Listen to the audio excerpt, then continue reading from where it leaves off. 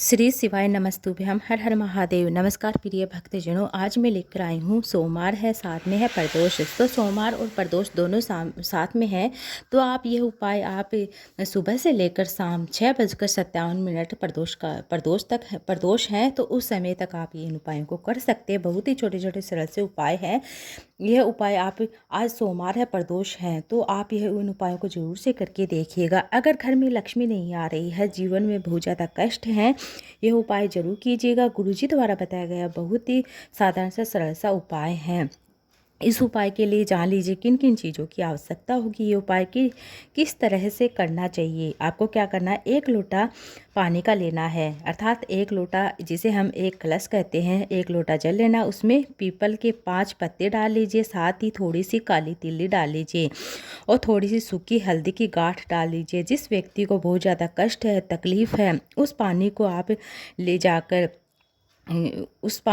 जाकर किसी भी पास के शिव मंदिर में जाइए, शिवालय में जाइए और आपको क्या करना है, श्री शिवाय नमस्ते, ओम नमः शिवाय, ओम नमः शिवाय, जो भी आपको मंत्र आता है देवादिदेव महादेव भोले बाबा का। आपको मंत्र भी नहीं आता तो हर हर महादेव या कोई भी मतलब भोले बाबा का नाम लेते हुए वह पूरा जल आपको शिवलिंग के ऊपर चढ़ा देना है। उसके बाद आपको 5 पीपल के पत्ते जो पानी के कलश में आपने डाले हैं उन्हें वापस उठाकर अपने ऊपर छीट लीजिए और जल को छीट दीजिए। आपको 3 दिन में अंतर मालूम पड़ेगा, आपके कार्य बनने लगेंगे, आपके कार्य बनने चालू हो जाएंगे, आप रोग से मुक्त होंगे।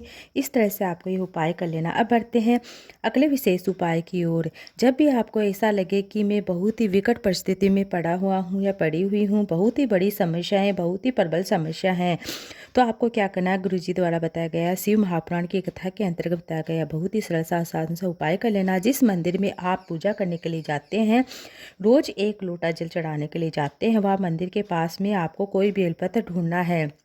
अगर कोई भी बेलपत्र आपको मिल जाता है तो वहाँ के कंकर को उठाकर शंकर मानकर आपको पूजा करना है। 1 चावल का दाना, 1 मूंग का दाना या 1 चावल का दाना या 1 मूंग का दाना जो भी आपके पास है, उसे आपको कंकर जो आपने शंकर माना है वहाँ पर आपको एक चढ़ा देना है और 1 लोटा जल भर के समर्पित कर देना है। अब आपको 2-3 घंटे में आपकी जो भी कामना देवादिदेव महादेव उस समस्या को सुधारने में लग जाते हैं।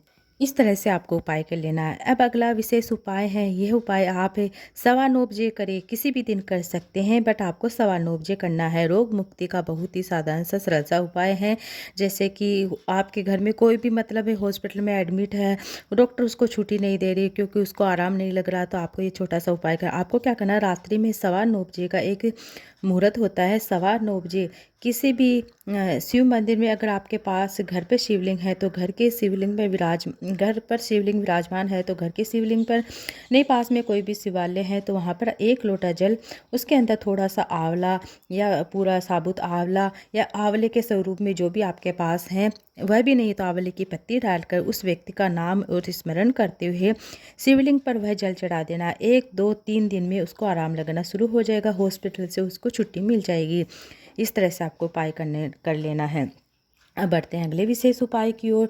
जो महिला ये उपाय कर लेती है, भोले बाबा उसकी आंखों में कभी भी आंसू नहीं आने देते हैं। जान लीजिए उपाय क्या है और ये सरल सा उपाय किस तरह से करना है। माता अशोक सुंदरी का उपाय है। जो नारी देवादिदेव महादेव भोले बाबा अपनी पुत्री से कहते हैं, गुरुजी अपनी कथा में बताए हैं कि पुरानी कथा में बताए हैं ये प्रसंग, जो नारी जो बेटी माता अशोक सुंदरी का स्मरण करते हुए साथ ही 1 अक्षत अर्थात 1 चावल का दाना जिसे हम आखा दाना कहते हैं, जिसे हम अक्षत कहते हैं, माता अशोक सुंदरी के स्थान को स्पर्श करा कर शिवलिंग पर चढ़ा देता है, उनकी आंखों में भगवान भोलेनाथ कभी आंसू नहीं आने देते, अर्थात जीवन में उसे कोई भी कष्ट नहीं होता, परेशानी नहीं होती है।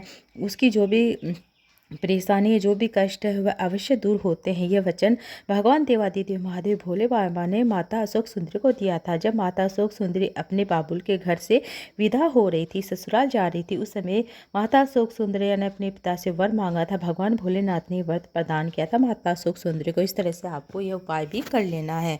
बहुत ही सरल सा साधारण सा उपाय, इसमें कुछ लगना नहीं है। अब आपको मैं बेलपत्र चढ़ाने का तरीका बताने जा रही हूँ। जब शिवलिंग पर हम बेलपत्र चढ़ाते हैं तो बेलपत्र की जो पत्ती होती है उसके अंदर जैसे ब्रह्मा विष्णु महेश तीनों का वास होता है। बड़ी पत्ती में, बड़ी पत्ती के लेफ्ट साइड में और बड़ी पत्ती के लेफ्ट साइड में आपको विष्णु भगवान का स्थान मिलेगा और बड़ी पत्ती के राइट साइड में आपको ब्रह्मा जी का स्थान मिलेगा और बीच वाली पत्ती में आपको महादेव का स्थान मिलेगा। इस तरह से आपको ब्रह्मा विष्णु महेश जो बीच में तीनों पत्तियां जुड़ी रहती हैं, जैसे कि आप वीडियो में देख रहे हैं, तीनों पत्तियां जुड़ी रहती है, उसके बीच में यहाँ 64 योगिनियाँ माता पार्वती की शक्तियाँ विद्यमान होती हैं। जब भी आप शिवलिंग पर बेलपत्र चढ़ाते हैं तो बेलपत्र की बीच वाली पत्ती जो डंडी होती हैं वहाँ से आपको, अर्थात यहाँ 33 कोटि देवी देवता होते हैं, वहाँ स्पर्श करते हुए आपको बेलपत्र को उल्टा चढ़ाना है। जो चिकना भाग होता है वह शिवलिंग पर स्पर्श करते हुए आपको चढ़ाना है। साथ ही इस बात का आपको स्मरण रखना है, ध्यान रखना है कि बेलपत्र की डंडे का मुख माता अशोक सुंदरी की ओर करना है। ज़्यादातर हम जो भी उपाय करते हैं और नॉर्मल रूप से भी चढ़ाते हैं बेलपत्र शिवलिंग के ऊपर, तब हम डंडे का मुख माता अशोक सुंदरी की ओर करते हैं, अर्थात जलाधारी से जहाँ जल नीचे गिरता वहाँ उस ओर करते हैं। अब जान लीजिए, जब नंदी को हम किसी भी कामना के लिए बेलपत्र अर्पित करते हैं तो नंदी को 2 जगह बेलपत्र अर्पित की जाती है। पहला बेलपत्र नंदी को जब चढ़ती है तो नंदी के सामने चढ़ती है। बेलपत्र की डंडे का मुख हम नंदी की ओर करते हैं और बेलपत्र की पत्ती का मुख हम शिवलिंग की ओर करते हैं जब हम नंदी के सामने चढ़ाते हैं। अगर हम दूसरा बेलपत्र जब हम नंदी को, उसके मतलब नंदी के ऊपर चढ़ाते, मस्तक के ऊपर चढ़ाते हैं तो सीधे बेलपत्र चढ़ाई जाती हैं।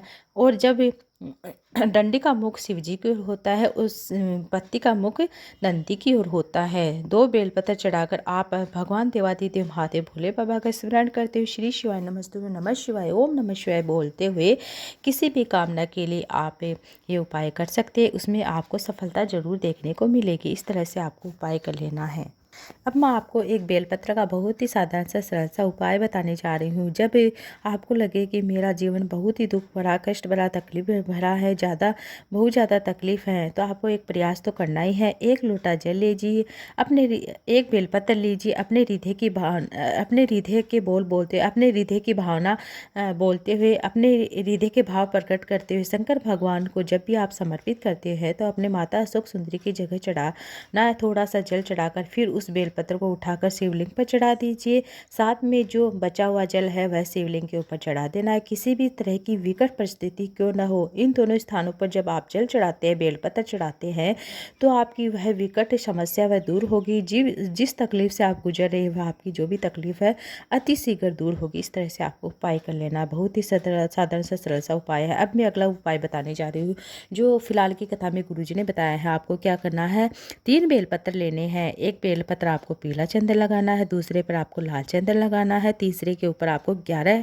चावल के दाने रखने हैं। चावल के दाने थोड़े से भिगोकर और फिर आपको हल्के से ऐसे हाथ से सुखा के, आपको मतलब भिगो के सुखा के, फिर सुखा के क्या है, भिगो के थोड़ा सा, और फिर 11 दाने आपको पत्ती के ऊपर रखने हैं। सबसे पहले आपको पीले चंदन वाली पत्ती, फिर नीचे, फिर उसके ऊपर लाल चंदन वाली पत्ती, फिर उसके ऊपर आपको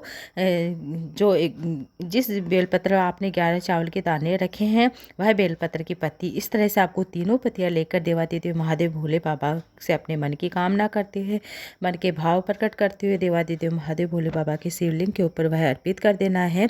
और जिसकी डंडी का मुख आपको जलाधारी की ओर करना है, माता सुख सुंदरी की ओर करना है। इस तरह से आपको बहुत ही साधारण सा सरल सा उपाय करना है। प्रदोष के समय आप सुबह से लेकर शाम तक कर सकते हैं। सोमवार का दिन है, वह भी भोले बाबा को समर्पित होता है, और साथ में प्रदोष का दिन होता है वह भी देवादिदेव महादेव भोले बाबा को समर्पित होता है। ये दोनों का मिलन होता है जिसे हम सोम प्रदोष कहते हैं। इस सोम प्रदोष के दिन अगर आप ये कोई भी उपाय कर लेते हैं तो वह आपका उपाय कभी भी खाली नहीं जाता है, उसका फल मिलता है। हम नॉर्मल रूप से पूजा भी कर लेते हैं तो उसका फल भी हमें मिलता है। अब अगला उपाय है कि जैसे कि आप अपने मन की कामना करते हुए धन प्राप्ति के लिए आपको क्या करना है, शाम को प्रदोष काल के समय आपको 3 जगह दीपक लगाना है। पहला दीपक आपको अपने घर के मंदिर में या घर के दरवाजे पर लगा सकते हैं। दूसरा आप आसपास में कोई भी बेलपत्र है, आंवले का वृक्ष है, वहाँ पर लगा सकते हैं। तीसरा आपको शिवालय में लगाना है, शिव की चौखट पर लगाना है। इस तरह से आपको 3 दीपक लगाना है। बहुत ही साधारण सा उपाय। और धन लक्ष्मी की प्राप्ति के लिए आपको प्रार्थना करना है, देवादिदेव महादेव भोले बाबा से निवेदन करिए। इस तरह से आपको उपाय करना है। अब छोटा सा उपाय है, आपको क्या करना, प्रदोष काल के समय एक लोटा लेना है, उसके अंदर 5 बेलपत्र लेने हैं और थोड़ा सा उसके अंदर मूंग के दाने डाल लीजिए और आपको थोड़े से उसके अंदर छोटा सा गुड़ का ढेली डाल लीजिए और आपको एक दीपक आपको साथ में लेकर जाना। एक दीपक आप अपने घर पे लगा के चले जाइए और श्री शिवाय नमस्ते नमः शिवाय ओम नमः शिवाय बोलते हुए आपको वह जल अर्पित कर देना। साथ में 5 बेलपत्र वह शिवलिंग के ऊपर अर्पित कर दीजिए। 5 जगह अर्पित करने हैं। तो सबसे पहले आप माता अशोक सुंदरी के स्थान पर अर्पित की, फिर गणेश जी के स्थान पर, फिर कार्तिक जी के स्थान पर, फिर माता पार्वती की जो हस्तकमल है कटी भाग वहाँ पर अर्पित करिए। फिर 5 बेलपत्र आपको शिवलिंग के ऊपर अपने मन की भावना प्रकट करते हुए, अपने मन के विचार प्रकट करते हुए आपको अपनी मन की कामना करते हुए आपको वह बेलपत्र चढ़ा देना। इस तरह से आपको चढ़ा देना है। आपकी जो भी कामना आती है शीघ्र पूर्ण होगी। देवादिदेव महादेव बोले आपकी वह कामना अवश्य पूर्ण करेंगे। श्री शिवाय नमस्ते मैम, हर हर महादेव। इन उपायों से जुड़े मन में कोई सवाल है, क्वेश्चन है तो आप कमेंट बॉक्स के जरिए पूछ सकते हैं। श्री शिवाय नमस्ते, हर हर महादेव।